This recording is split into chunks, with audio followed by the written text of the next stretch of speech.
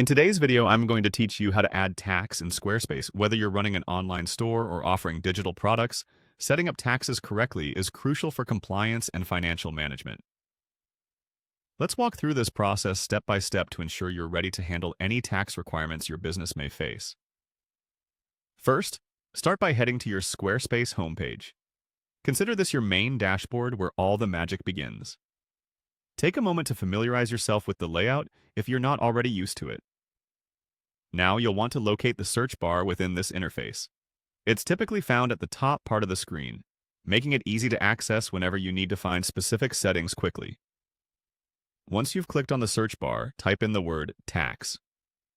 Doing this will guide the system to pull up any relevant settings or pages associated with tax configurations. After typing in tax, you should see a result labeled as taxes. It's time to click on that option. This will redirect you to the tax settings area, which is where you'll configure everything needed for your tax setup. Within the tax settings, look for an option that says ADD rate. Clicking on this will allow you to enter the details for a specific tax rate applicable to your products or services. Proceed by selecting your country. This is a standardized step because tax laws and rates differ between countries, thus ensuring compliance with local regulations. Choose your country from the drop-down menu, ensuring accuracy to reflect the correct tax rates. Next, click on the Next button to move forward in the process. You'll be prompted to enter a tax name. This name will help you identify the tax easily within your system, especially if managing multiple tax rates. A clear and descriptive name will help prevent any mix-up down the line.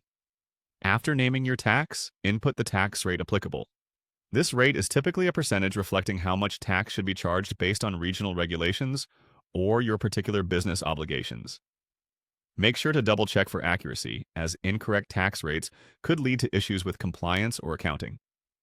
Then, examine the options for charging taxes on services and digital products.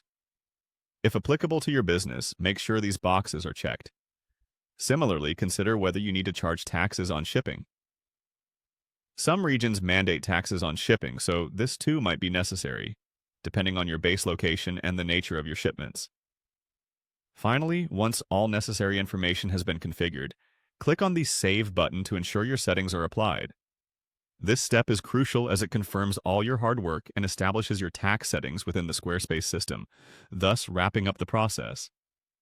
Now you're set to manage taxes for your online store or service offerings on Squarespace, ensuring both your customers and your business are well taken care of.